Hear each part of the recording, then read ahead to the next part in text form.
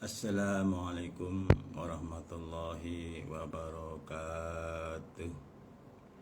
Alhamdulillah, alhamdulillahi hadana lihada wa ma kunna linahtadiya laula an hadana Allah. Laqad ja'at rusul rabbina bil haqq wa nudu an tilkumul jannatu uristumuha bima kuntum ta'malun.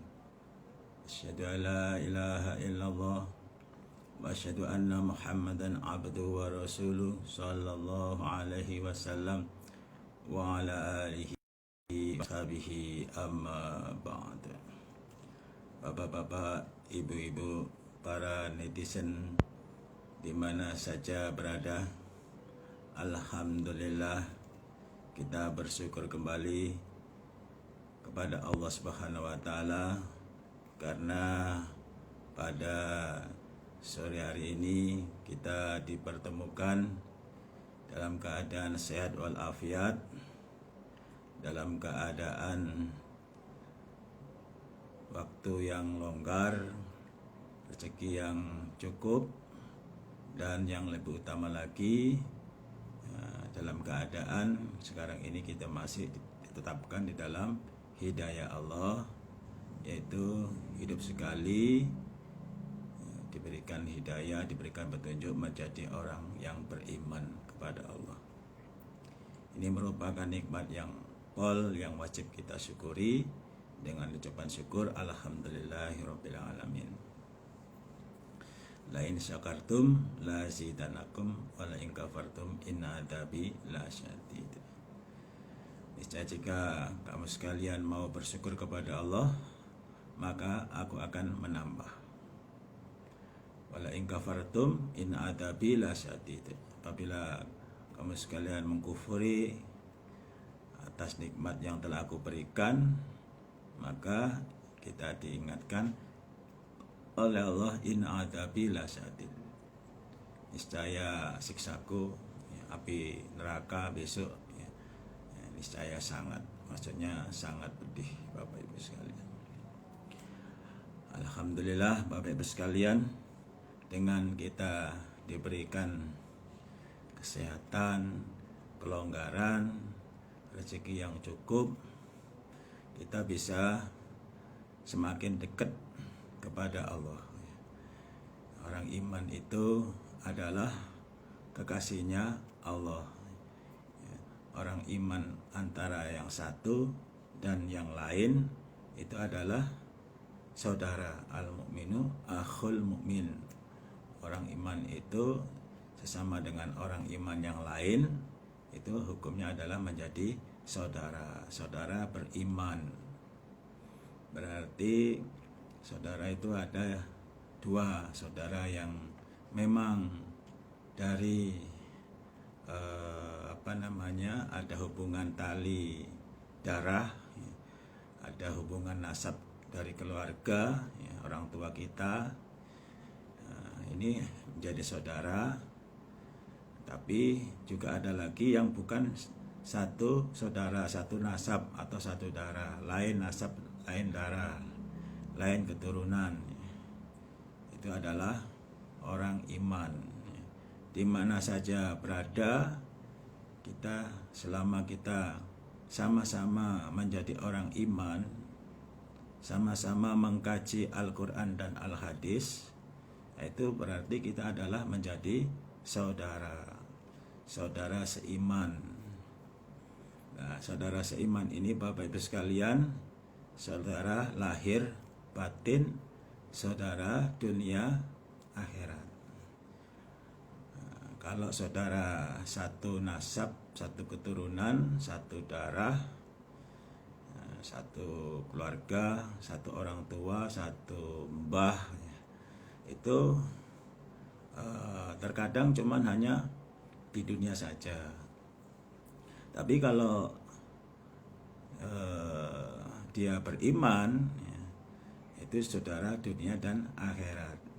Tapi kalau meskipun saudara satu nasab, satu keturunan, misalkan ada ayah, ada ibu, ada anak, ayahnya ibunya saja yang beriman, anaknya tidak beriman, maka ya cuman hanya saudara di dunia. Ya, menjadi ayah, menjadi ibu hanya di dunia. Adapun nanti kalau sudah ketemu kepada Allah, maka tempatnya akan berbeda. Ya, tempatnya yang beriman akan mendapatkan rahmat dari Allah, mendapatkan tempat yang layak di sisi Allah, yaitu dalam surga. Adapun anaknya yang tidak beriman, ya tempatnya di dalam neraka karena tidak beriman. Jadi saudaranya cuman hanya saudara di dunia. Demikian juga atau mungkin dari ayah, ibu, anak. Nah, kemudian Allah memberikan hidayah itu kepada anaknya terlebih dulu. Ayah ibunya belum dapat hidayah, belum menjadi orang iman, masih dalam jahiliyah. Jahiliyah itu zaman belum mendapatkan hidayah. Orang yang belum mendapatkan hidayah itu namanya di dalam kejahilian, zaman jahiliyah, atau di dalam kebodohan. Artinya kebodohan artinya belum mengetahui kebenaran agamanya Allah, belum menjadi orang iman. Nah, itu namanya masih zaman jahiliyah. Seperti kita dulu juga sebelum mendapatkan hidayah dari Allah, kita adalah dalam masa jahiliyah, masa kebodohan. Artinya meskipun kita sudah sekolahnya sampai titelnya berderet-deret, ya, atau mendapatkan penghargaan, bintangnya itu juga full, ya. Ya, kalau di dunia ini kan bintang paling banter 4, ya kan. Ini bintangnya itu mulai dari ujung lengan sampai ke pundak, ya. Itu berapa bintang itu, ya kan, berderet-deret. Belum lagi di benik-beniknya juga sampai banyaknya itu ada bintangnya juga, ya. Nah, tapi kalau belum dapatkan hidayah berarti dia masih jahiliyah. Seandainya Allah memanggil kita yang sudah katakanlah sudah titelnya berderet-deret tersebut, tapi kita masih jahiliyah, belum mengetahui kebenaran agamanya Allah, belum mengetahui agama yang hak yang diterima oleh Allah, ya otomatis mati jahiliyah. Mati jahiliyah itu sama dengan mati dalam kekufuran. Mati dalam kekufuran. Nah, bedanya kalau mati dalam kekufuran, orang tersebut tidak mengerjakan perintah-perintah Allah, tidak mengerjakan sholat, tidak mengerjakan ibadah kepada Allah. Namanya dalam kekufuran, artinya dia tidak mempunyai keimanan sama sekali dalam hatinya. Diajak untuk percaya kepada Allah, diajak untuk mengaji Al-Quran dan Sunnah Rasul atau Al-Hadis, masih belum menerima. Ditunjukkan ini loh firman Allah, ini loh sabda Nabi, cara beribadah begini, sholat begini, cara ibadah itu supaya diterima oleh Allah harus begini. Itu masih belum percaya, artinya tidak mau mengerjakan. Itu namanya zaman kekufuran, orang-orang yang kufur atau orang-orang yang kafir, ya. Bukan berarti kita ini mengkafir-kafirkan orang, ya, menjahiliyahkan orang, enggak Bapak-Ibu sekalian. Ya memang kalau orang yang beriman dengan orang yang kufur, orang jahiliyah, orang munafik, orang dolim, orang fasik, nah itu beda amalannya dan beda tempatnya. Kalau orang yang beriman itu nanti tempatnya adalah masuk dalam surga, mati sewaktu-waktu Allah memasukkan ke dalam surga.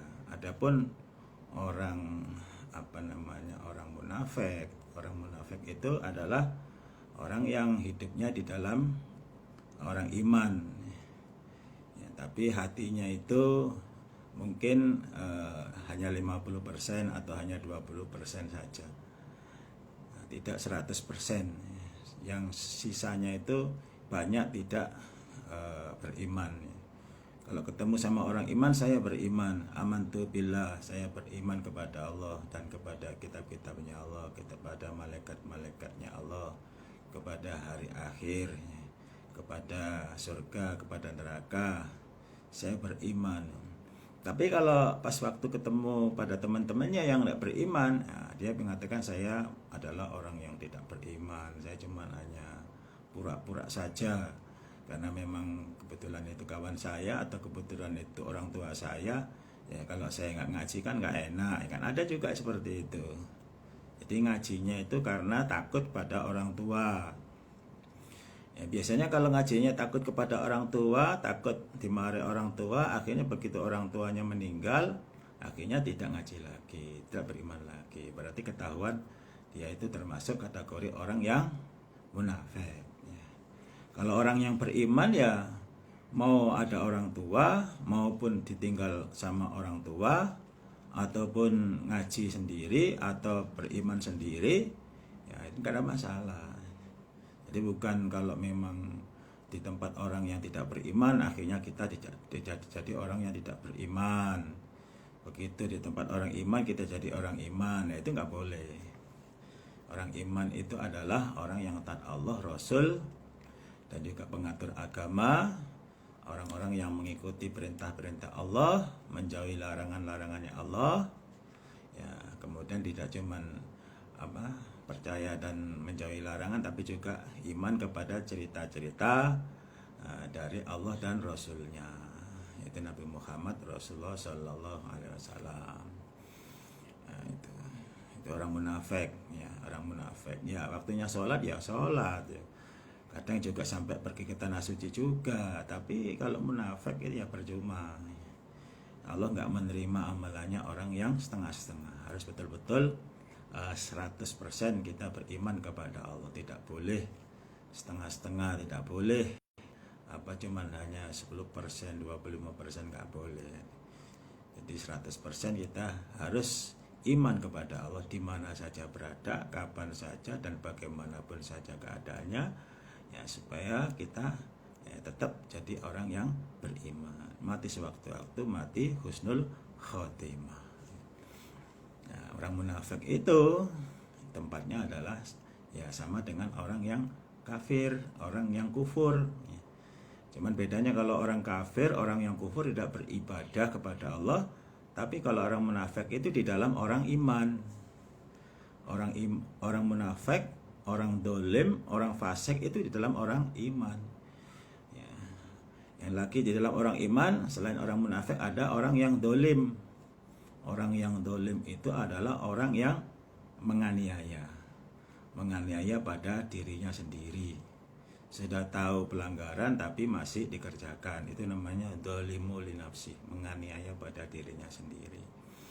Sudah tahu dosa tapi masih dikerjakan. Itu namanya dolimul nafsi. Itu juga tidak bisa masuk dalam surga. Itu ada di dalam kalangan orang beriman. Waktunya ibadah ya ibadah, waktunya melanggar maksiat ya melanggar maksiat. Nah, itu dikerjakan terus menerus, akhirnya jadi orang yang dolim.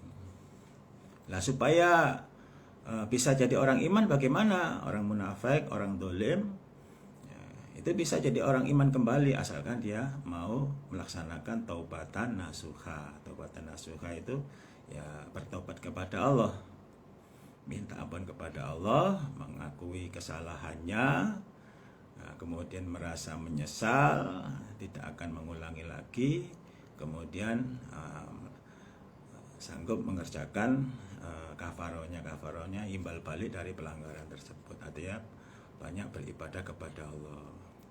Itu begitu nanti setelah taubat seperti tadi, ya kan dosa-dosanya akan diampuni oleh Allah. Nah, kalau orang jahiliyah, orang zaman kebodohan itu nggak perlu harus taubat. Kalau namanya zaman kebodohan itu kan dia memang nggak tahu hukum, nggak tahu itu perintah atau larangan Allah, namanya orang nggak mengaji, namanya orang belum tahu hukum, ya dia masih mengerjakan kemaksiatan, pelanggaran, itu yang nggak ada masalah.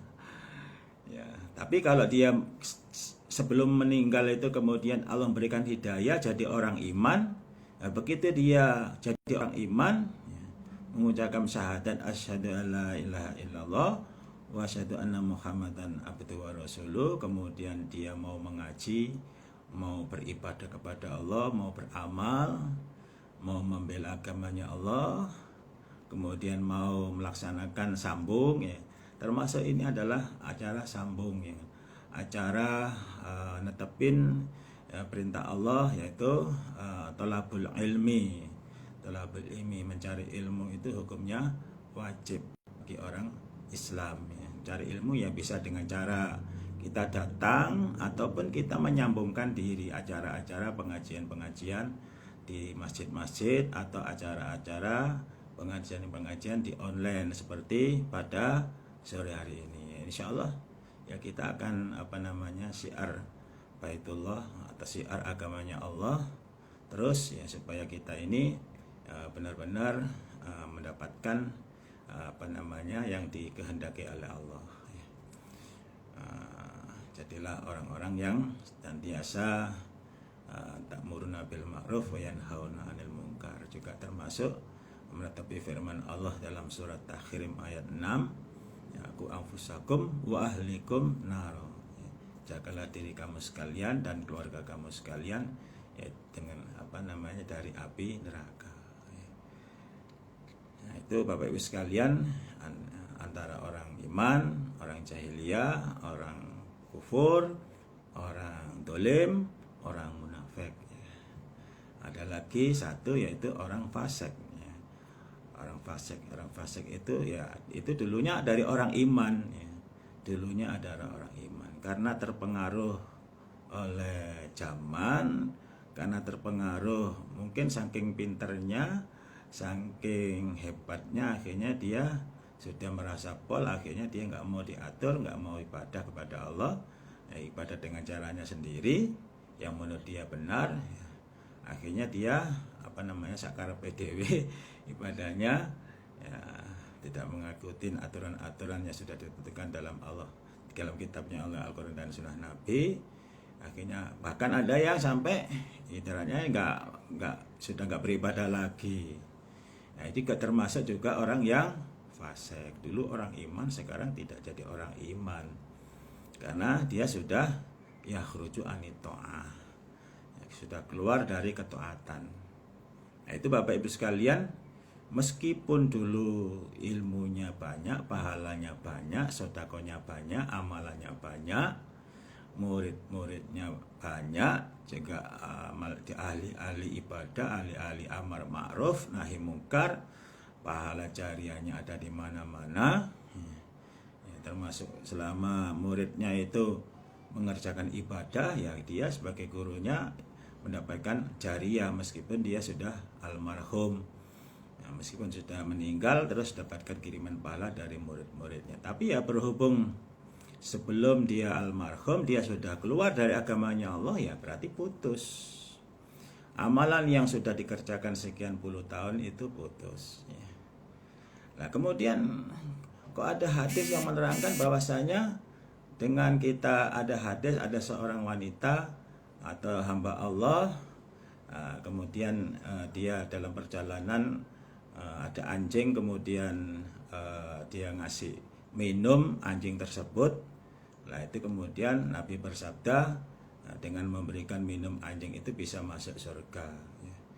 Ya, memang kalau hamba Allah tersebut sudah beriman, mungkin dari zaman jahiliyah, kemudian jadi orang iman, diajak menetapi agama Allah, dia sudah langsung menyatakan dirinya sebagai orang iman. Kemudian dalam perjalanan menuju masjid, kemudian ada anjing, kemudian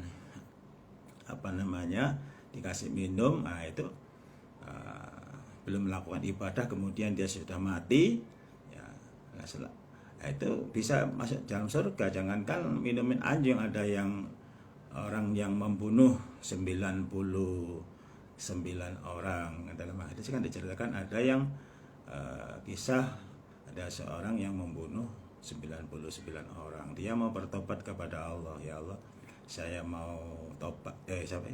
Ketemu sama seseorang, dia ingin bertobat, kira-kira tobat saya bisa diterima nggak kalau saya sudah membunuh 99 orang.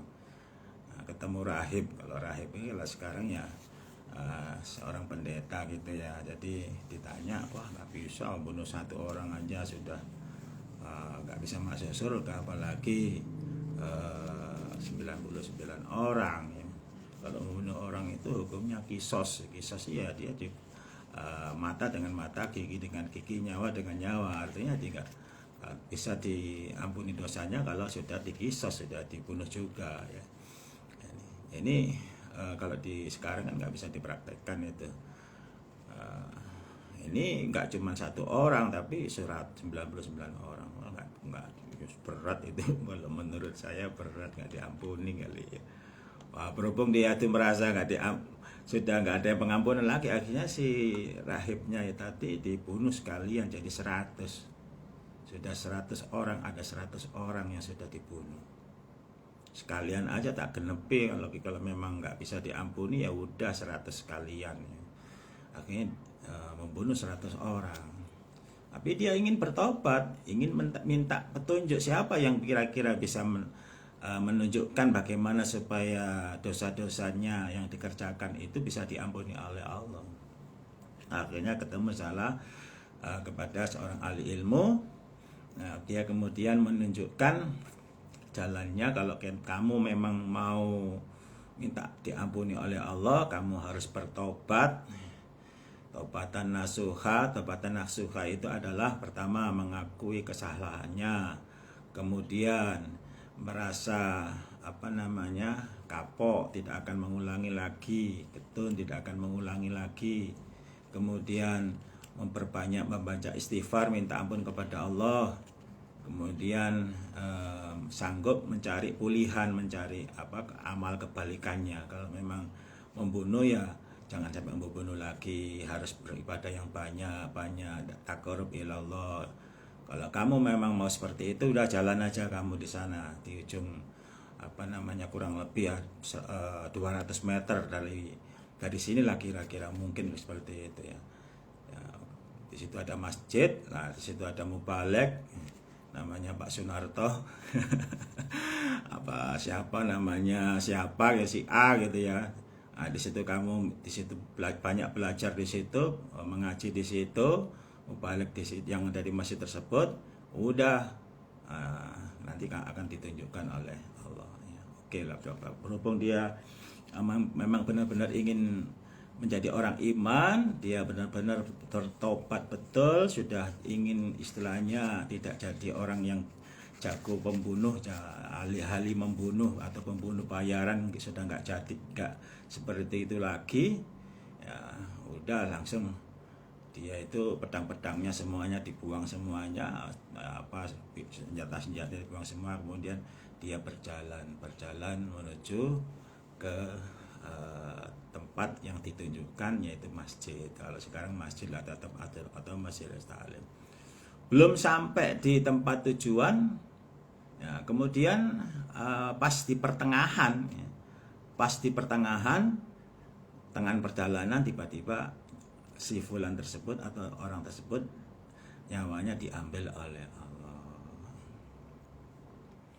Nah, begitu nyawanya diambil oleh Allah, akhirnya ya dalam hadis dijelaskan yang namanya malaikat itu rebutan ya, antara malaikat yang mencatat amal baik dan amal jelek itu berebut. Yang amal jelek, wah ini bagian saya ini.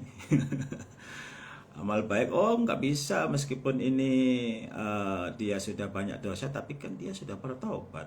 Ya, dalilnya kalau orang bertobat meskipun dosanya setinggi langit, sebesar gunung, tapi kalau dia mau bertobat ya akan diampuni oleh Allah ya. Jangankan membunuh 100 orang, meskipun lebih dari itu, umpama 1000 orang sekalipun, kalau dia itu sebelum akhir hayatnya itu bertobat, akan diampuni oleh Allah ya. akhirnya berebut akhirnya sampai kepada Allah. Akhirnya Allah menghukumi, ya udah, karena ini memang sudah bertobat, akhirnya dimasukkan dalam surga. Nah, ini belum beribadah sama sekali, belum memberi melakukan ibadah-ibadah yang lain, baru mau melaksanakan ibadah yang benar karena dia sudah bertobat. Nah, ini dihukumi oleh Allah, matinya masuk dalam surga. Nah, ini Bapak Ibu sekalian, artinya apa? Artinya ya kalau memang orang yang memberi minum anjing tersebut dia itu sebelumnya sudah bertobat, nah kemudian dia mau jadi orang iman, jadi orang baik, nah, kemudian salah satunya berbuat baik, ada anjing kehausan atau kucing kelaparan atau ayam kelaparan, dikasih makan, dikasih minum, nah, kemudian dia mati, ya itu sudah berarti dia sudah dosa-dosanya diampuni oleh Allah. Karena apa? Innamal a'malu bi khawatimiha. Sesungguhnya amalan itu dilihat dari akhirnya. Kalau bahasa Jawanya dilihat dari pungkasane, dilihat dari akhirnya. Kalau akhirnya baik, ya jadi mati husnul khotimah. Yang dilihat adalah akhirnya. Kalau akhirnya jelek, ya su'ul khotimah. Jadi yang dilihat adalah akhirnya. Ya, kecuali kalau menjelang akhir hayatnya, sudah napas sudah tinggal 1 jengkal, kemudian itu bertobat, ya berarti tobatnya ya nggak bisa diterima, ya. Jadi tobat yang menjelang akhir hayat itu, ya, dalam sakaratul maut, umpamanya seperti Fir'aun, ya, Fir'aun itu kan orang yang mengaku Tuhan, orang yang kalau sekarang istilahnya sudah biadab, ya kan. Jadi membunuh bayi laki-laki itu sudah berapa nyawa melayang. Itu Fir'aun, ya kan. Tidak beriman kepada Allah, ya, percaya mengaku dirinya sebagai Tuhan, kan, bisa mematikan dan juga bisa menghidupkan. Tuhan kan bisa mematikan dan juga bisa menghidupkan. Fir'aun juga betul merasa dirinya berkuasa, bisa menghidupkan orang, bisa mematikan orang. Nah, itu juga akhirnya ngaku sebagai Tuhan. Umurnya juga ya 1000 tahunan, umurnya panjang, ya. Jadi umur panjang tapi dalam kemaksiatan, ya berarti dosanya tambah banyak, ya. Semakin panjang umurnya, kalau dia semakin banyak maksiat, ya dosanya tambah banyak, siksanya tambah berat. Nah, termasuk Fir'aun, ya. Begitu dia mau mati, pada waktu dia mengejar-ngejar Nabi Musa, di tengah perjalanan, nah, kemudian Nabi Musa itu memukulkan tongkatnya ke laut, kemudian laut membelah jadi 2, Nabi Musa dan sahabat-sahabat Nabi Musa pada lari, ya, singkat cerita sampai ke tepi, kemudian Fir'aun langsung ngikutin, nyusul supaya bisa nyebrang laut, karena ini tujuannya ingin membunuh Musa dan kawan-kawannya. Nah, di tengah pasti laut, belum sampai ke tepi, Nabi Musa suruh mukulkan tongkatnya, akhirnya laut yang terbelah jadi 2 itu menutup. Nah, begitu menutup, Fir'aun ibaratnya tenggelam, kan. Akhirnya dia mau ngomong, dia tahu bahwasanya miftahul jannah la ilaha illallah. Kuncinya surga itu adalah dengan mengucapkan la ilaha illallah. Ya begitu mau mengucapkan la ilaha illallah, belum sampai illallah, la ilah sudah langsung diteplok sama malaikat lumpur. La ilah sudah langsung tenggelam, ya. Sudah nggak bisa meneruskan illallah, ya. Nah, seandainya bisa la ilaha illallah juga surga, tapi ya nggak bisa, berat, ya. Orang nggak pernah ibadah, nggak pernah apa, kemudian dia mau mati kemudian mengucapkan la ilaha illallah, ya berat sekali. Ya, sebab itu juga tobatnya orang yang dalam keadaan seperti itu, ya nggak diterima oleh Allah. Kecuali kalau kita dalam keadaan yang sudah yang sehat, yang sakit, tapi sakitnya masih sakit nggak mau mati lah.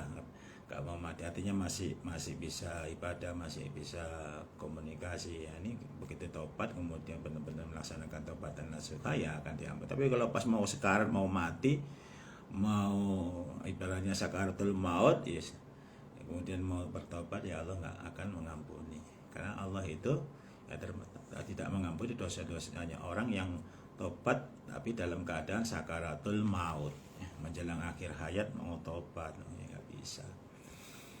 Nah, jadi Bapak Ibu sekalian, mumpung kita masih sehat, mumpung kita masih waras, ya mari kita perbanyak tobat kepada Allah.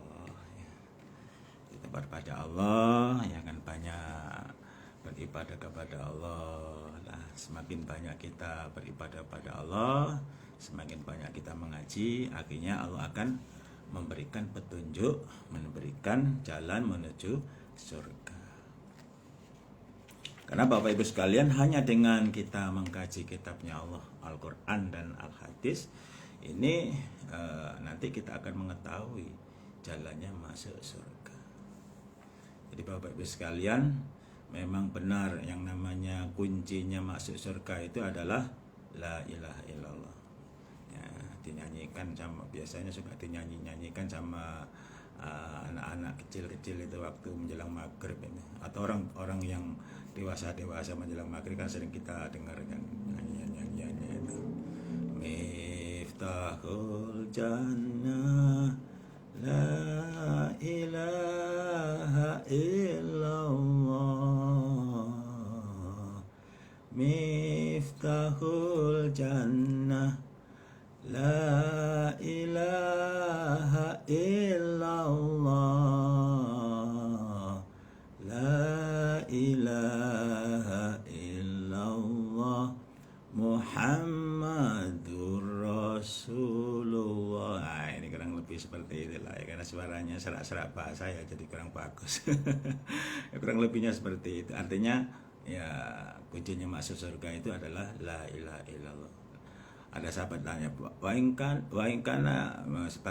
meskipun sebelumnya itu ahli zina, ahli minuman arak, ya, ahli maksiat, ya, tetap la ilaha illallah. Kuncinya masuk surga adalah la ilaha illallah. Meskipun ahli zina, ahli syirik, ahli apa, kemudian mau mati, kemudian la ilaha illallah, ya wajib masuk surga. Cuman kalau nggak ahli ibadah, kalau nggak biasa mengucapkan kalimat-kalimat thayyibah, bertasbih, bertakbir, kemudian tahmid, tahlil tiap harinya, mengucapkan la ilaha illallah itu berat sekali, nggak gampang. Untuk yang satu ini la ilaha illallah itu nggak bisa. Tapi kalau orang yang biasa ibadah ya gampang mengucapkan la ilaha illallah. Ada kawan saya waktu di Surabaya itu kan ada apa namanya, kalau nggak salah namanya Mas Dede itu ya. Orangnya badannya kekar atau kawan saya waktu muda-mudi di Surabaya itu, saya dengar ceritanya itu menjelang akhir hayatnya itu, dia mengucapkan la ilaha illallah, langsung habis itu meninggal ya. Dia teriak ngomong la ilaha illallah, kemudian meninggal. Itu wajib masuk surga. Nah, mudah-mudahan kita juga bisa mengucapkan menjelang akhir hayatnya la ilaha illallah. La ilaha illallah itu kuncinya masuk surga. Tapi ingat Bapak Ibu, yang namanya kunci itu ada gigi-giginya ya. Ada gigi satu, ada geret-geretannya itu. Nah, kalau nggak ada geret-geretannya ya kita nggak bisa buka surga ya kan. Nggak bisa polos-polosan la ilaha illallah kemudian bisa masuk. Enak kalau gitu. Terus nggak usah ngaji-ngajian, nggak usah ibadah, nggak usah puasa, nggak usah umroh, nggak usah haji, nggak usah ke masjid. Pokoknya nanti kalau saya mau mati saya sudah tahu kuncinya masuk surga, tenang aja. Ya, coba aja ya kan. Bisa nggak mengucapkan la ilaha illallah ya kan. Kenyataannya juga ya nggak gampang ya, berat orang yang mengucapkan la ilaha illallah kalau nggak biasa ibadah, kalau nggak jadi orang iman. Nah, ini Bapak Ibu sekalian ya. Nah, meskipun penyaksian kita ini masuk surga, kita cuman hanya menyaksikan secara lahiriah ya. Termasuk Nabi sendiri juga menyaksikan secara lahiriah. Antum syuhadaun fil ard ya.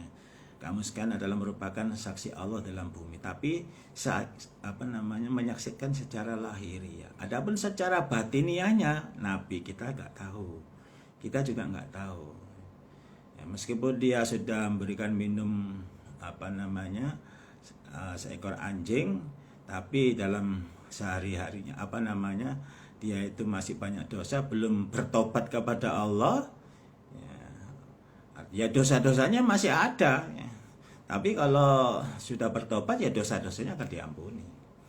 Jadi yang bisa menghapus dosa itu dengan cara melaksanakan tobat. Atau kita disaksikan rajin ke masjid, ahli ibadah. Ya, banyak orang yang menyaksikan kita ini sebagai orang yang ahli ibadah, orang yang beriman. Tapi secara batiniahnya kita nggak tahu. Ya, kita ini niatnya karena apa? Karena Allah, apa karena ingin yang lain?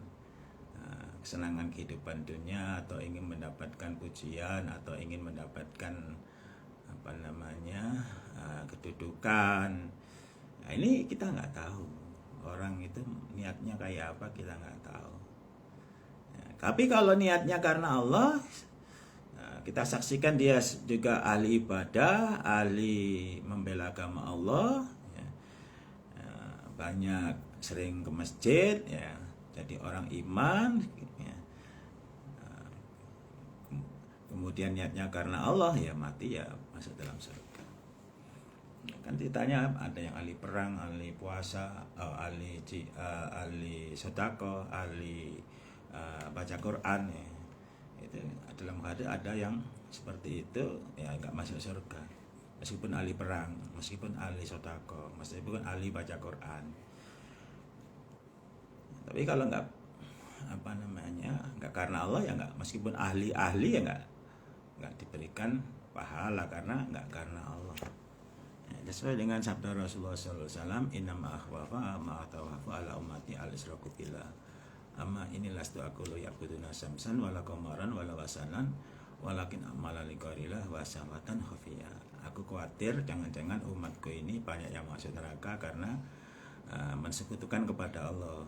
Ingatlah, sesungguhnya yang saya maksud adalah bukan menyembah matahari, menyembah rembulan, menyembah berhala, ya. Tapi yang saya maksud adalah amalan liqarillah wasawatan khafiyah. Amalan selain karena Allah dan syahwat yang sama. Ya, kalau amalan liqarillah ini ya semua orang kena. Ya, semua orang kena, meskipun orang yang ahli ilmu, meskipun seorang ulama, seorang mubaligh, ustadz, habib, ataupun kiai, ataupun apalah panggilannya, atau tubagus, atau gus, atau yaitu ya sama aja, aslinya aja sama-sama dengan penyampai agamanya Allah, ya. Ya, sama-sama mubaligh itu orang menyampaikan agama Allah. Nah itu, tapi kalau niatnya nggak karena Allah, ada sesuatu niatan di dalam ibadahnya selain karena Allah, ya udah, itu amalannya ya nggak diterima oleh Allah. Jadi Allah hanya menerima dalam beribadah itu niatnya karena Allah, ya. Maka dari itu ya kita harus hati-hati, harus menjaga terus hati kita supaya kita jaga, supaya kita dalam beribadah ini mendapatkan pahala, kemudian mati mendapatkan tempat yang layak di sisi Allah dalam surga, selamat dari neraka. Ya kita harus jaga terus hati kita supaya tetap karena Allah, ya, karena ya, melancarkan agamanya, niati untuk ibadah. Baiklah Bapak-Bapak sekalian, kita di mukadimah, ya, selanjutnya kita buka Al-Quran kita, yaitu kita buka surat Yunus.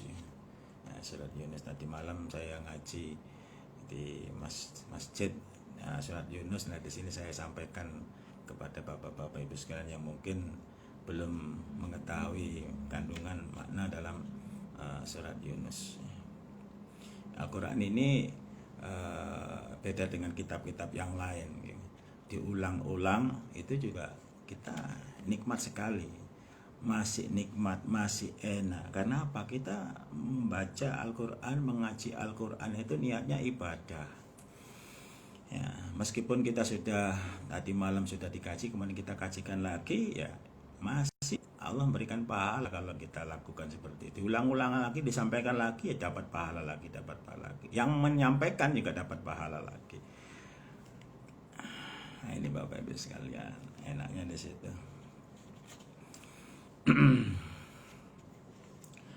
Kita buka surat Yunus nomor surat 10 ayat pertama. Saya baca dulu Bapak-Bapak Ibu sekalian, ya, di mana saja berada, supaya kita tetap kita tahu hati kita dengan niatan yarjuna rahmatahu wa yakhafuna adaba. A'udzu billahi minasy syaithanir rajim. Bismillahirrahmanirrahim. Alif lam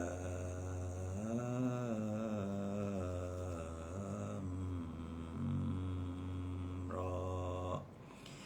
Tilka ayatul kitabil hakim.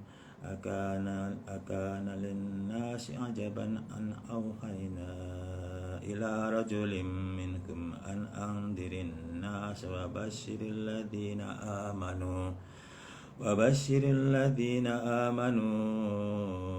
anna lakum qadama sidqin 'inda rabbihim qala al-kafiruna inna hadza lasahirun mubin. Inna rabbakumullahu alladzi khalaqas samawati wal arda fi sittati ayyamin tsumma istawa 'alal 'arsy yudabbirul amra ma min syafi'in illa min ba'di idnih. Dzalikumullahu rabbukum fa'buduh afala tadhakkarun. Ilahi marji'ukum jami'an wa'adallahi haqqan innahu yabda'ul khalqa summa yu'iduhu liyajziyal ladzina amanu wa 'amilus sholihati bil qisṭi walladzina kafaru lahum syarabun min hamimin wa 'adzabun alimun bima kanu yakfurun. والذي جعل الشمس ضياء والقمر نورا وقدره منازل لتعلموا عدد السنين والحساب ما خلق الله ذلك إلا بالحق يفسر الآيات لقوم يعلمون. Sadaqallahul adzim. Ayat 1-5. Kita doa. Alhamdulillahirabbil alamin. Allahumma shalli ala Muhammad wa ala ali Muhammad. Allahumma arhamna bil Qur'an wa ja'alna imama wa hudan wa nuran wa rahmah. Allahumma dzakirna minhu ma nasina wa alimna minhu ma jalna warzuqna tilawatahu ana al-ali wa nar wa jalna hujjatan ya rabbal alamin.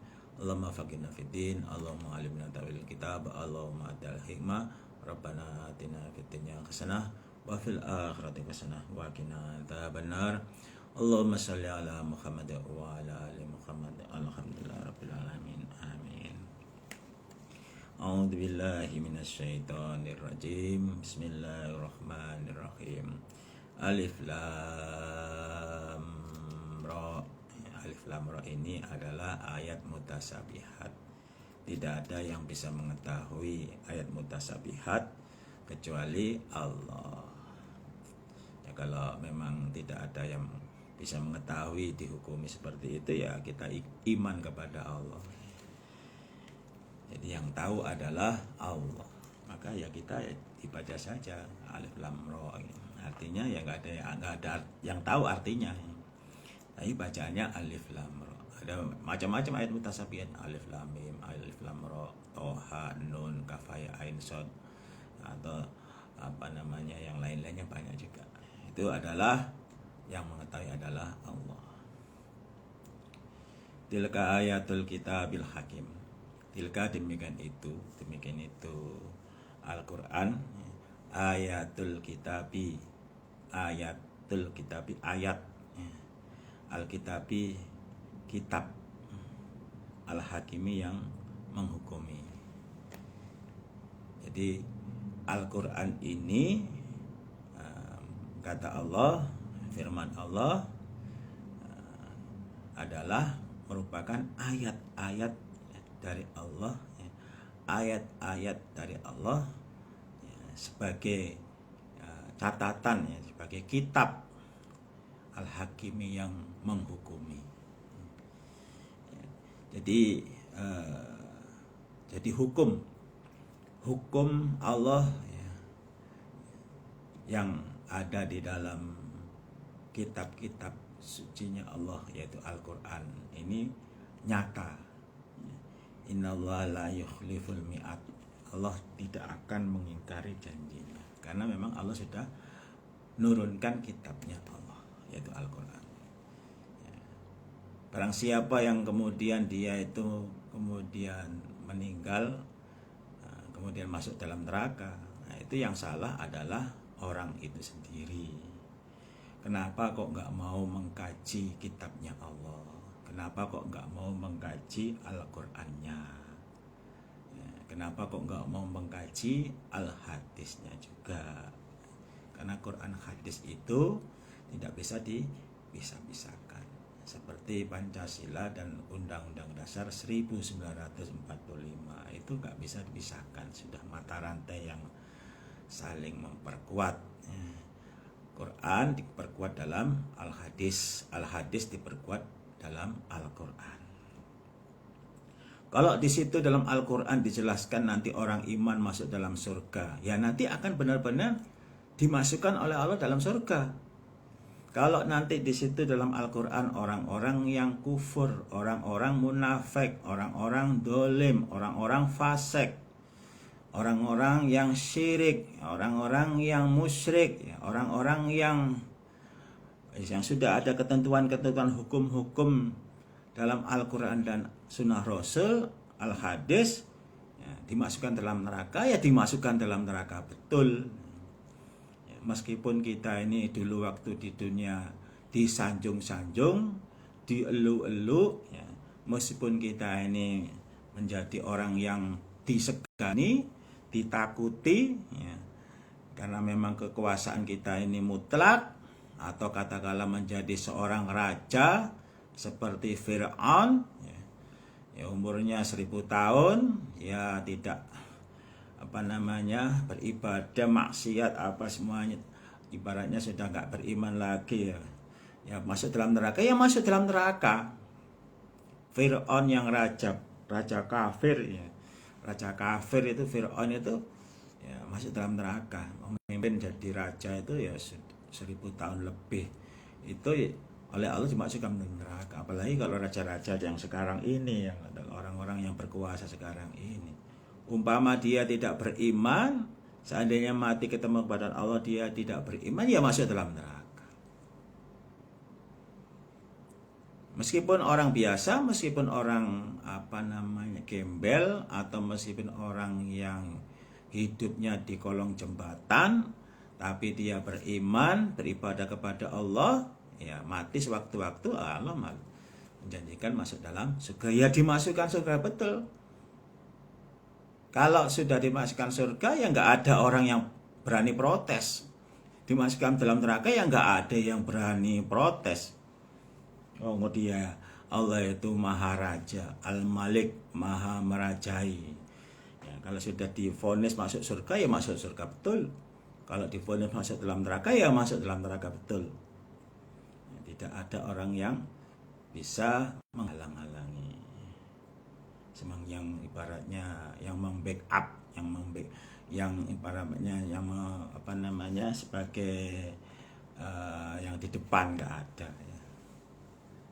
Meskipun dia seorang yang hebat di dunia, katakanlah sebagai seorang pengacara yang hebat sekalipun, yang bisa memenangkan perkara-perkara di dalam dunia, membela kebenaran, tapi kalau dia nggak beriman, ya dia bisa membela dirinya sendiri untuk bisa bisa masuk surga, ya nggak bisa. Ya, karena Allah adalah Maha menghukum. Itu ada dalam kitab suci Al-Quran. Akana linnasi ajaban an auhayna ila rajulin minkum. Akana, apakah ada linasi bagi manusia, ajaban heran, an auhayna, ya, memberi wahyu aku Allah, ila rajulin, pada rajul. Rajul itu maksudnya Nabi Muhammad, minhum, dari mereka, an angdirin nasa, supaya menakut-nakuti an-nasa, pada manusia, wa basyiri, dan supaya memberi kabar gembira, alladzina amanu, pada orang-orang yang beriman, annalahum, sesungguhnya bagi mereka, qodama, mendahulukan, sidikin, yang benar, inda rabbihim, di sisi Tuhan mereka. Ya. Apakah manusia itu heran jika Allah memberi wahyu, ya, menunjuk Nabi Muhammad sebagai utusannya Allah? Allah memberi wahyu kepada Nabi Muhammad bagaimana praktek ibadah yang diterima oleh Allah, bagaimana praktek ibadah yang benar. Allah memberikan wahyu kepada Nabi Muhammad. Apakah mereka heran? Ini pertanyaannya Allah. Apakah manusia itu pada heran? Kalau Allah menunjuk kepada seorang laki-laki dari mereka, ditunjuk sebagai utusannya Allah, ya, Nabi Muhammad, ya, tujuannya adalah, namanya utusannya Allah, yang memberi kabar gembira kepada manusia dan kabar penakut. Kabar gembira berupa surga, kabar penakut berupa neraka. Kalau beriman pada Allah surga, tidak beriman pada Allah neraka, mati sewaktu-waktu masuk dalam neraka. Apakah mereka heran dengan cara Allah seperti itu? Ya, kalau kita ya nggak usah heran. Kalau Allah sudah menghendaki Nabi Muhammad jadi utusannya Allah yang diberikan wahyu, ya Nabi Muhammad jadi utusannya Allah sebagai Rasulullah. Kita wajib beriman. Ya, kalau sekarang apakah heran kalau Allah menunjuk si fulan yang orangnya biasa-biasa saja, yang orangnya itu katakanlah kehidupan ekonominya lebih rendah daripada kita, pendidikannya mungkin lebih rendah daripada kita. Kalau kita sudah pendidikan tinggi, orang tersebut SDTT, sekolah dasar tidak tamat, atau sekolah dakwah tingkat tinggi. SDTT ada dua, sekolah dakwah tingkat tinggi atau sekolah dasar tidak tamat. Atau orangnya itu katakanlah nggak punya pakai baju bagus, kemudian menyampaikan agama Allah, kemudian manusia itu heran. Ya nggak usah heran, ya. Kalau memang yang disampaikan itu benar, kalau yang disampaikan itu adalah kitab suci Allah, ya kita wajib menerima, nggak usah heran, kita iman-iman saja, ya. Tapi sebaliknya kalau yang disampaikan itu cuman hanya ngomong doang, ya kan, ngomong doang, ayo ini, ayo itu, ya kan.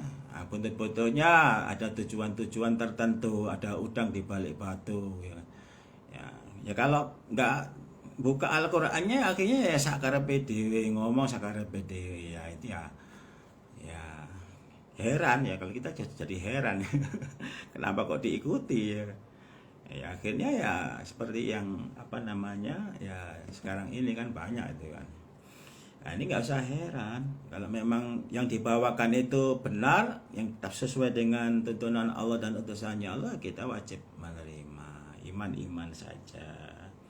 Tapi kalau yang disampaikan itu tidak ada dasarnya Al-Quran dan Al-Hadis, cuman hanya omongan saja, tidak ada dalil-dalilnya, ya kita ya nggak usah ngikutin.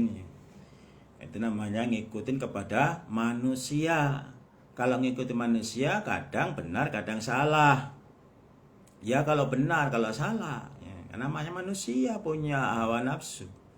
Tapi kalau kita mengikuti kepada Allah, yang jelas ya, pasti benarnya. Caranya bagaimana? Buka kitab sucinya. Ayo kita ngaji sama-sama.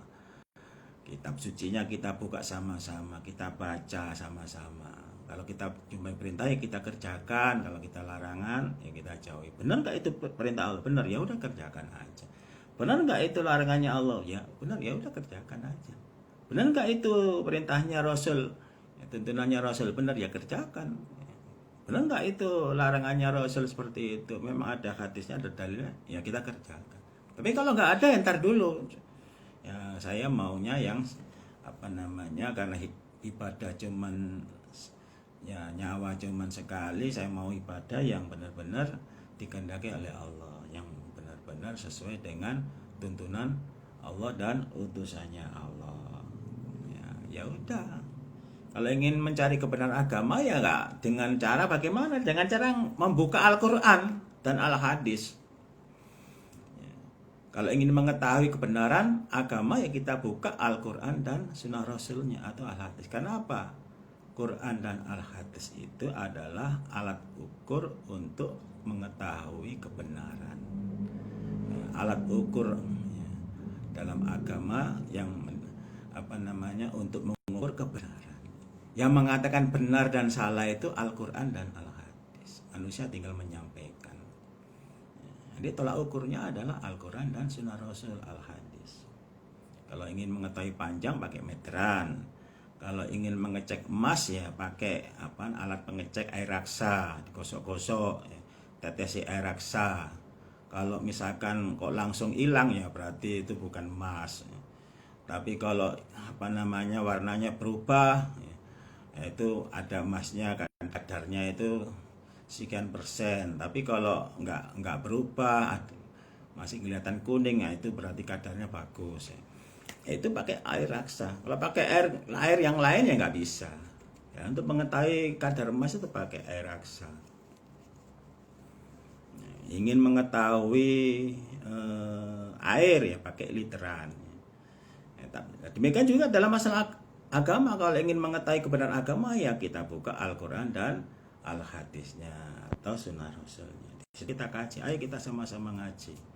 Kita nggak usah debat-debat, nggak usah konto-kontoan, nggak usah rame-rame, ayo sama-sama buka Al-Qurannya, sama-sama kita mengaji. Nah, disitulah nanti akan mengetahui kebenaran agama.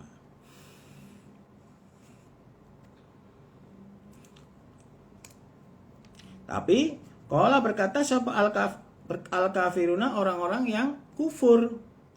Jadi berarti orang kufur itu ada Bapak Ibu sekalian.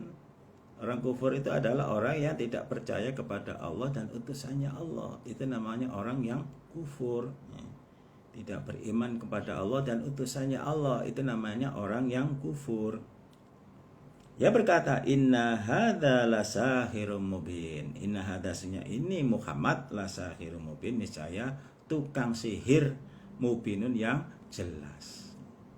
Kalau orang yang kufur, Nabi Muhammad menyampaikan wahyu dari Allah, ya, Nabi Muhammad menyampaikan firman-firman Allah dalam Al-Quran, Nabi Muhammad mengajarkan cara beribadah kepada umatnya, itu dianggap sebagai tukang sihir. Wah, hati-hati Nabi Muhammad itu. Nabi Muhammad itu pandai menyihir orang, pandai mempengaruhi orang, akhirnya banyak terpengaruh. Hati-hati, dianggap tukang sihir. Ya beda Bapak Ibu sekalian. Kalau tukang sihir itu yang orang-orang yang nggak beriman, ya. Orang yang beriman nggak mungkin menyihir-nyihir seperti itu. Ya.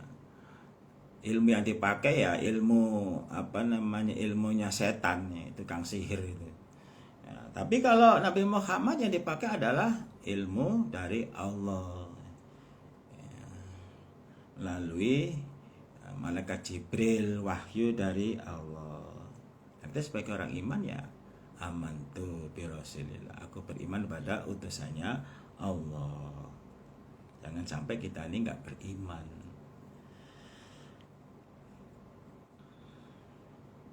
Inna rabbakum, sesungguhnya Tuhan kamu sekalian, Allahu Allah, alladzi dzat khalaqas samawati, yang menjadikan beberapa langit, wal ardi, dan bumi. Kenapa kok beberapa langit? Karena langit itu sab 7. 1, 2, 3, 4, 5, 6, 7. Antara langit dan satu dengan langit yang kedua itu sama tingginya. Tingginya sama sampai sab 7. Nah, di atas Sab 7 itu arsy-nya Allah, singgasananya Allah itu di Lauhin Mahfuz. Allah itu adalah Tuhan kamu sekalian yang menciptakan beberapa langit wal ardo dan bumi. Fi sittati ayamin, di dalam 6 hari. Jadi Allah menciptakan langit dan bumi itu selama 6 hari. Menciptakan langit 2 hari, menciptakan bumi 2 hari, kemudian menciptakan isinya langit dan bumi 2 hari, jadi 6 hari. Jadi kan langit kan tidak cuma langit doang, bumi juga nggak cuma bumi doang. Langit ada bintang, ada bulan, ada matahari, ada planet. Di atas langit itu juga ada lagi malaikat. Kemudian dalam bumi juga begitu, berserta isinya. Semuanya isi bumi, pohon-pohon, batu-batu, kemudian ada emasnya, ada peraknya, ada tembaganya, ada nikelnya, ada berlian, emas, segala macam semua yang ada dalam bumi, makhluk hidup termasuk ciptaan-ciptaannya Allah itu adalah selama 2 hari. Berarti 6 hari.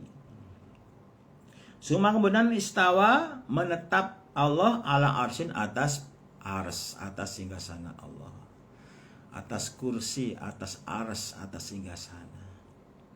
Setelah itu Allah menetap di ars sampai sekarang ini. Di mana posisinya ars itu? Yaitu pas di atasnya Ka'bah. Di atasnya Ka'bah itu adalah arsnya Allah. Jadi kalau dari arsnya Allah, singgasananya Allah, dilempar batu, dilempar ke bawah, itu persis di bawah itu adalah pas di atasnya Ka'bah. Ka'bah itu Baitullah, artinya di Mekah, ada di Masjidil Haram. Kalau kita ibadah umroh atau ibadah haji nanti juga akan mengetahui, atau yang sudah umroh, sudah haji sudah mengetahui, oh Ka'bah itu ternyata memang benar.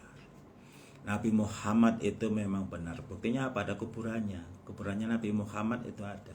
Kuburannya para sahabat-sahabat Nabi itu juga ada semuanya. Aisyah dan Abu Bakar, Umar, Utsman, Ali dan sahabat-sahabat yang lain itu ada semuanya kuburannya. Berarti Al-Quran itu benar, tidak bohong. Baitullah itu ada, Masjidil Haram itu ada, Masjid Nabawi itu ada, Raudhah itu juga ada, Bukit Safa Marwah itu ada, sumber Zam-Zam ada. Jadi berarti Al-Quran itu bukan dongeng, bukan cerita biasa, tapi memang benar-benar ada kisah nyata.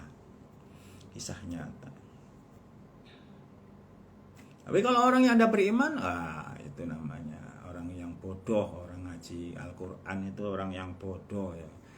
Masa mau dibohong-bohongi orang katanya mati bisa hidup kembali. Kalau sudah mati ya nggak hidup kembali.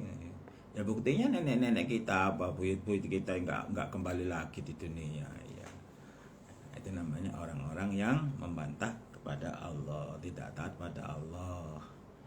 Ya risikonya ya tanggung sendiri ya. Nanti berhadapan kepada Allah. Kalau memang orang yang tidak beriman atau orang yang kufur agama Allah, yang tidak beribadah itu tidak masuk surga, tapi nggak masuk neraka, masih enak. Yang masuk surga hanya orang yang beriman, orang yang beribadah kepada Allah, masih enak. Ya, artinya masih mending. Ini nggak masuk surga, berarti ya masuk dalam neraka. Ini yang berat di situ Bapak sekalian. Makanya kita hidup sekali ya, mari kita jadi orang yang beriman, senantiasa beribadah kepada Allah, banyak mengaji Al-Quran dan sunnah Rasulullah Sallallahu Alaihi Wasallam, yaitu al-hadis. Insya Allah nanti juga akan kita kajikan hadis-hadis Nabi yang sahih yang bisa jadikan pedoman untuk beribadah kepada Allah. Mamin syafi'in, tidak ada syafi'in orang yang menolong illa kecuali mim ba'di idnihi, dari sesudah izin Allah. Jadi kalau Allah sudah menghendaki seseorang mendapatkan azab, mendapatkan siksa dari Allah, maka tidak ada seseorang pun yang bisa menolong kecuali dengan izin Allah. Kalau Allah mengizinkan ya bisa, tapi kalau Allah nggak mengizinkan juga tidak bisa. Semua itu adalah atas izin dari Allah. Manusia itu adalah cuman perantara saja. Dzalikumullahu rabbukum fa'buduh. Dzalikum, demikian itulah Allah rabbukum, Tuhan kamu sekalian, fa'buduhu, maka menyembahlah kamu sekalian pada Allah. Allah itu adalah Tuhan kamu sekalian yang menciptakan langit dan bumi, termasuk yang menciptakan kamu sekalian di bumi, lahir di bumi, itu adalah Allah ya. Yang dulunya kita dari bayi yang belum bisa berjalan, belum bisa merangkak, akhirnya kita sudah bisa naik mobil, bisa naik pesawat terbang, bisa macam-macam. Itu adalah atas kehendak Allah, atas izin dari Allah ya. Maka kamu sebenarnya ibadah, menyembah kepada Allah, nggak minta banyak, cuman supaya kita beribadah kepada Allah. Karena memang ya Allah menyuruh memerintah ibadah kepada Allah, kepada Allah ya sudah semestinya, karena memang Allah yang menciptakan kita, memang Allah yang memberikan semuanya kepada kita ya. Kita bisa mendapatkan ini, mendapatkan itu, mendapatkan kerahmatan di dalam dunia, kita mendapatkan rezeki dari Allah, semua itu adalah dari Allah. Nah, kalau memerintahkan supaya kita beribadah ya wajar, memang Allah sudah memberikan kepada kita semuanya. Kalau kita nggak mau beribadah ya otomatis Allah akan murka. Kita sudah diberikan semuanya kok, malah kita ini nggak mau beribadah. Afala tadzakkarun, apakah tidak ingat kamu sekalian, hai manusia? Kamu dulu apa ya, hanya seonggoh daging ya. Akhirnya Allah memberikan mata, memberikan hidung, memberikan mulut, memberikan jantung, memberikan 5 organ tubuh, ginjal, paru-paru, limfa, hati, otak ya kan. Akhirnya dikasih tulang juga, akhirnya bisa berdiri. Coba kalau kita nggak dikasih tulang ya nggak bisa berdiri. Karena nggak ada tulangnya. Itu yang mengasih adalah Allah. Apakah kamu nggak ingat janji Allah waktu kamu di rahim mau keluar ya? Kita dalam rahim itu sudah dijanji Allah, kamu sanggup beribadah kepadaku? Sanggup. Kalau sanggup berarti lahir. Kamu sanggup beribadah kepadaku? Waduh, saya nggak sanggup karena berat, cobaannya berat, saya nggak sanggup. Ya Allah, ampuni saya ya Allah. Ya udah, akhirnya nggak lahir, akhirnya mati. Jadi Bapak-Ibu sekalian, bayi-bayi yang bisa lahir dalam dunia itu karena dia sudah sanggup, dijanji oleh Allah untuk beribadah kepada Allah, dia sanggup. Nah, kemudian setelah besar, kemudian kok menyimpang jadi orang yang kufur, jadi orang yang munafik, jadi orang yang dolim atau fasik. Apakah kamu nggak ingat dulunya kayak apa? Ilahi, pada Allah marji'ukum, tempat kembali jami'an semua. Besok semuanya akan kembali kepada Allah. Semuanya akan kembali kepada Allah, akan menghadap kepada Allah. Nah, disitulah Bapak Ibu sekalian. Nah, nanti kita akan, apakah kita menghadap kepada Allah itu dengan senang? Apakah kita ini waktu menghadap kepada Allah ketakutan atau susah atau sedih? Itu dari waktu kita hidup dalam dunia. Kalau orang iman, menghadap kepada Allah, senang karena mau ketemu pada Tuhannya yang selama ini disembah pagi, siang, malam, yang selama ini kita mentaati peraturan Allah dan larangannya Allah dijauhi, perintahnya dikerjakan, taat Allah dan utusannya Allah. Yang selama ini kita sudah tahu firman Allah, wa may yuti'illaha wa rasulahu yudkhilhu jannat. Orang siapa yang taat Allah Rasul, Allah masukkan dalam surga. Kita sudah taat. Begitu kita menghadap kepada Allah, kita bahagia, kita senang. Karena apa? Akan ketemu pada Tuhannya. Akan ketemu pada yang menciptakannya. Akan ketemu pada yang disembah-sembah selama ini. Kita beribadah hanya kepada Allah, niatnya untuk Allah, bukan untuk siapa-siapa, bukan untuk manusia, bukan untuk yang lain, tapi hanya kepada Allah. Kemudian Allah memberikan kerahmatan, diberi rezeki, yaitu namanya ukhra tuhibbunaha nasru minallah ya fatul qarim. Tapi kalau itu dijadikan yang utama, ya nggak dapat pahala. Dari itu ya kita harus kotor hati kita. Ibadah kita ini untuk Allah, bukan untuk siapa-siapa. Sholat kita untuk Allah, ngaji kita untuk Allah, bela kita untuk Allah, semuanya dzikir-dzikir untuk Allah. Yang kita sembah juga Allah. Allahu Akbar, Allah Maha Besar. Alhamdulillahirabbil alamin. Segala puji bagi Allah Tuhan semesta alam. Ar-Rahmanir Rahim, Maliki Yaumiddin. Nah, itu untuk Allah semuanya. Kita baca Quran, kita sholat untuk Allah semuanya, bukan untuk siapa-siapa. Buat apa untuk orang, untuk manusia? Kalau untuk manusia belum tentu Bapak Ibu sekalian dapat. Ya kalau dapat masih mending. Kalau untuk manusia bisa dapat, bisa enggak. Tapi kalau untuk Allah pasti dapat. Innallaha la yukhliful mi'ad.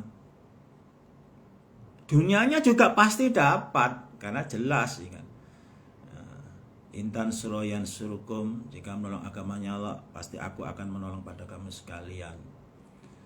Allah akan mengabulkan cita-cita dunianya selama ada cita-cita akhiratnya. Selama cita-cita akhiratnya itu, ya disitulah Allah akan memberikan kehidupan dunia. Wa'dallahi haqqa, janjinya Allah itu benar.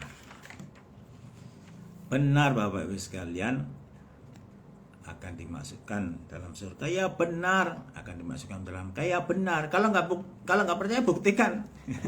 Caranya bagaimana? Mati dulu. Kalau ingin membuktikan kebenaran firman Allah, ya mati dulu, baru akan mengetahui kebenaran. Nah, selama kita di dunia, ya kita nggak bisa membuktikan, karena itu masalah akhirat, masalah goib. Kalau kita beriman pada Allah, kita percaya barang goib. Tapi kalau orang yang kufur, yang percaya barang yang kontan, yang yang nyata ya. Yang nyata. Kalau yang nggak nyata itu nggak percaya. Itu namanya bedanya orang iman dan orang yang kufur. Inausnya Allah, ya bada'u memulai Allah al-khalqa pada ciptaannya. Summa yu'iduhu, kemudian akan mengembalikan Allah pada ciptaannya. Allah yang menciptakan manusia dan nanti oleh Allah akan dikembalikan, artinya dimatikan lagi, kembali lagi kepada Allah. Tujuannya apa? Allah mengembalikan kepada ciptaannya, tujuannya adalah liyajziyal ladzina amanu wa amilus sholihat bil qist, supaya membalas alladzina pada orang-orang amanu yang beriman, wa amilus sholihat dan beramal solih, bil qistosi dengan adil. Tujuannya kita dikembalikan kepada Allah nanti, yaitu dengan cara kita dimatikan oleh Allah. Tujuannya adalah supaya Allah membalas, mewujudkan firman-Nya.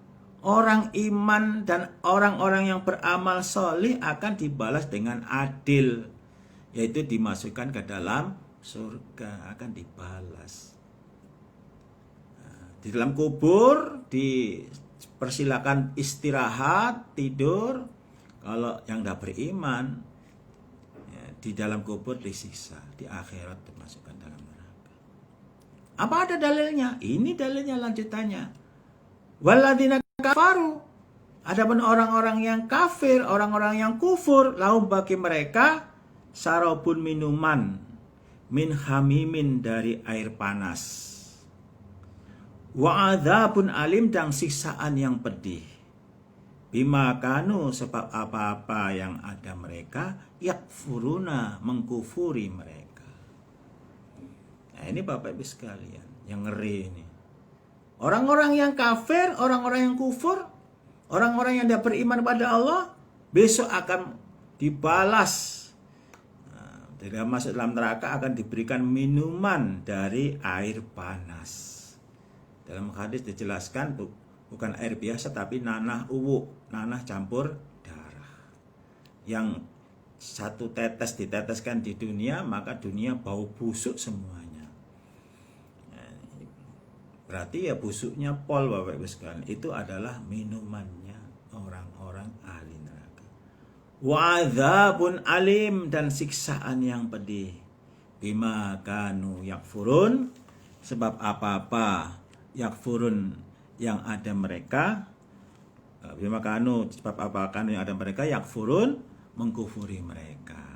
Nah, ini Bapak Ibu. Sebab kufurnya orang tersebut, diajak beriman tidak mau, diajak beribadah tidak mau, diajak sholat tidak mau, diajak puasa Ramadan tidak mau, diajak melaksanakan ibadah umroh tidak mau, diajak melaksanakan ibadah haji tidak mau, diajak beramal soleh tidak mau, akan dibalas oleh Allah, akan dikembalikan kepada ciptaannya Allah, yaitu menghadap kepada Allah.